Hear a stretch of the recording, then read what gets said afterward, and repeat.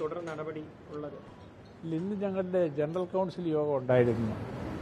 General കൗൺസിലിൽ MLA-മാരുള്ളതാണ്. അതിൻ്റെ ഭാഗമായിട്ടൊരു വന്നതാണ്. പിന്നെ സ്റ്റേഡിയവുമായി ബന്ധപ്പെട്ട് ഇപ്പോൾ നടക്കുന്ന പ്രവൃത്തികളെ 30-ാം തീയതിക്കകത്ത് പൂർത്തിയാക്കാൻ തീരുമാനിച്ചു. അത്രേ തീരുമാനിച്ചുള്ളൂ. ബാക്കി ഇതുവരെ എടുത്ത നടപടികളെല്ലാം ഈസി അംഗീകരിച്ചു.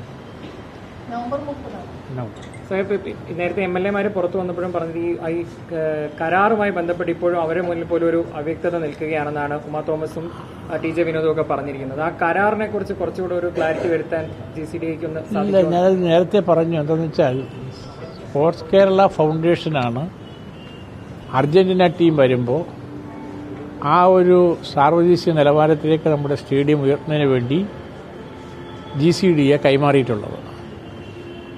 സ്പോൺസറുമായി ചേർന്ന് ആ പ്രവൃത്തി ചെയ്യുന്നത് എന്തെല്ലാമാണെന്നുള്ളത് കൃത്യമായി ക്വാണ്ടിഫൈ ചെയ്യാനും രേഖപ്പെടുത്താനും അതിൻ്റെ വാല്യൂ നിർണ്ണയിക്കാനും ഒരു കമ്മിറ്റി ഉണ്ടാക്കിയിട്ടുണ്ട്, ടെക്നിക്കൽ കമ്മിറ്റി. എൻ്റെ കാലത്ത് പറഞ്ഞിരുന്നു. അത് പ്രവർത്തിക്കും. ഇതിൽ സുതാര്യമായ ഒരു കാര്യമല്ലാതെ മറ്റൊന്നുമില്ല. ഒരു അന്താരാഷ്ട്ര മത്സരം കൊച്ചിയിൽ ആദ്യമായി ഈ നിലവാരത്തിൽ നടക്കുന്നത് യാഥാർത്ഥ്യമാക്കാനുള്ള പരിശ്രമങ്ങളിൽ GCDA വളരെ പ്രതിജ്ഞാബദ്ധമാണ്. അത് ചെയ്യുന്നുണ്ട്.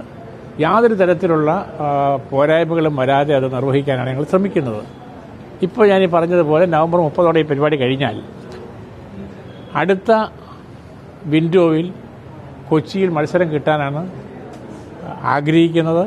അത് പൂർണ്ണമായും GCയുടെ നിയന്ത്രണത്തിലല്ല. പക്ഷേ കേരള ഗവൺമെൻറ്, സ്പോൺസർ ഇവരൊക്കെ ചേർന്ന് അത് യാഥാർത്ഥ്യമാക്കുമെന്നുള്ള പ്രത്യാശയാണ് ഞങ്ങൾക്കുള്ളത്. ഈ കരാറിൽ ഒപ്പുവെച്ചിരിക്കുന്നത് ആരൊക്കെയാണ്? GCDA ഒപ്പുവെച്ചിട്ടുണ്ടോ? അതോ സ്പോർട്സ് കേരള ഫൗണ്ടേഷനും ഈ മാത്രം ഉള്ളതാണോ? ശരി, ആരൊക്കെയാണ് ഒപ്പുവെച്ചിരിക്കുന്നത്? ഓക്കെ. ഒപ്പം ഒരു ചോദ്യം കൂടെ. കരാറുമായി ബന്ധപ്പെട്ട് 70 കോടി രൂപയാണ് ചെലവഴിക്കുന്നതെന്ന് പറഞ്ഞത്. എത്ര കോടി രൂപ ഞാൻ പറഞ്ഞോട്ടെ. ഈ 70 കോടി എന്നുള്ള കണക്ക് ആരുടെയാണെന്ന് എനിക്കറിയില്ല. ഞങ്ങളുടെ മുമ്പിൽ അങ്ങനെ ഒരു കണക്കില്ല. അവിടെ നടത്തുന്ന പ്രവർത്തനങ്ങൾ എന്താണെന്ന് കൃത്യമായി കണക്ക് വയ്ക്കാനുള്ള സംവിധാനം ഞങ്ങൾ ഉണ്ടാക്കിയിട്ടുണ്ട്. അത് ഗവൺമെന്റ് ഉത്തരവിന്റെ പിൻബലത്തിലാണ്. അത് വലിയ പുസ്തകം പോലെ പറയേണ്ടി വരും. നവീകരണവുമായിട്ട് ബന്ധപ്പെട്ട് എന്തെങ്കിലും എസ്റ്റിമേറ്റ് പ്രത്യേകം തയ്യാറാക്കിയിരുന്നു? ഈ എമൗണ്ട് നിശ്ചയിക്കും ഓരോ വർക്കിനും പ്രത്യേകമായി ചെയ്തുകൊണ്ടിരിക്കുകയാണ്. അല്ല, ഇതിനു മുമ്പ് ചെയ്തിട്ടില്ല. ഇതിന്റെ ശേഷം കരാറുകാരൻ എന്തെങ്കിലും ഇത് വെച്ചിരുന്നോ? ഞങ്ങളുടെ മുമ്പിൽ എസ്റ്റിമേറ്റ് കാണിച്ചിട്ടുണ്ടോ ഈ MLA-മാരെ? ഉമാ തോമസ് ആണെങ്കിലും TJ വിനോദ് ആണെങ്കിലും ഇന്നത്തെ ജനറൽ കൗൺസിൽ നടന്നുകൊണ്ടിരിക്കുന്ന പ്രവർത്തനങ്ങളിൽ ഓരോ ചെയ്യുന്നതും എന്താണെന്ന് നോക്കി അതിന്റെ ക്വാണ്ടിഫൈ ചെയ്താണ് എമൗണ്ട് എടുക്കാൻ. സാധാരണ ഇങ്ങനെ ഒരു ജോലി ചെയ്യുന്നതിന് മുമ്പ് ടെൻഡർ വിളിക്കാം, അല്ലെങ്കിൽ എസ്റ്റിമേറ്റ് തയ്യാറാക്കാം, അതിന് യോഗ്യതയുണ്ടെന്നൊക്കെ പറയാം. പക്ഷെ അങ്ങനെ ഒരു മാനദണ്ഡങ്ങളോ കാര്യങ്ങളോ നടന്നിട്ടുണ്ടോ? അതില്ലാതെയാണോ ഈ സ്പോൺസർ ഇതൊക്കെ ചെയ്യുന്നത്? സ്പോൺസർ അവിടെ എന്തെങ്കിലും ഉപാധികൾ വെച്ചിട്ടുണ്ടോ എന്നും കൂടെ ഒരു ചോദ്യമുണ്ട്. ഇതിന് ശേഷം, അതായത് നിർമ്മിച്ച് തിരിച്ച് GCDAക്ക് കൈമാറിയതിനു ശേഷം പിന്നെ സ്പോൺസർ പൂർണ്ണമായിട്ടും അതിൽ നിന്നും ഈ കളിക്ക് വേണ്ടി അല്ലാത്ത യാതൊരു ബന്ധവും സ്പോൺസറുമായിട്ട് GCDAക്ക് ഇല്ല. അത് ഞങ്ങൾ ഉദ്ദേശിക്കുന്നുമില്ല.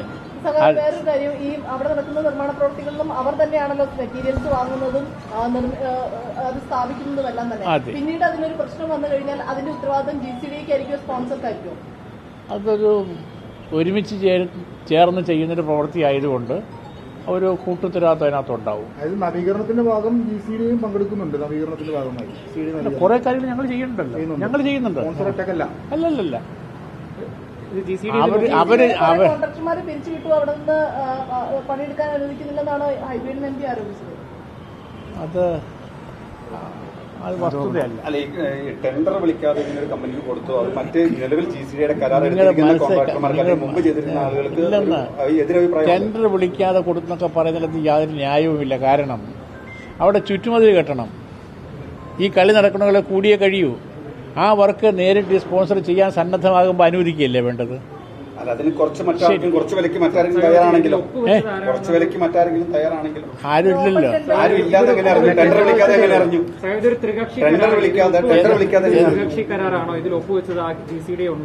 ഇല്ലെന്ന് ഞാൻ പറഞ്ഞല്ലോ. സ്പോർട്സ് കേരള ഫൗണ്ടേഷനോ സ്റ്റേഡിയം കൈമാറുന്ന പ്രവൃത്തിയാണ് GCDA ചെയ്തിട്ടുള്ളത്.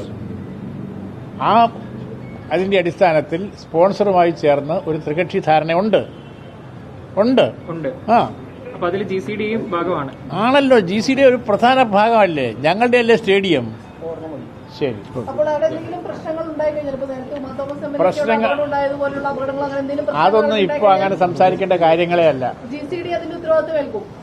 GCDയെ ഒരു ഗവൺമെന്റ് എന്റിറ്റി എന്നുള്ള നിലയ്ക്ക് എടുക്കേണ്ട എല്ലാ ഉത്തരവാദിത്തങ്ങളും എടുത്തുകൊണ്ടിരിക്കും. ഒന്നിലൊന്നും ഒഴിഞ്ഞു മാറില്ല.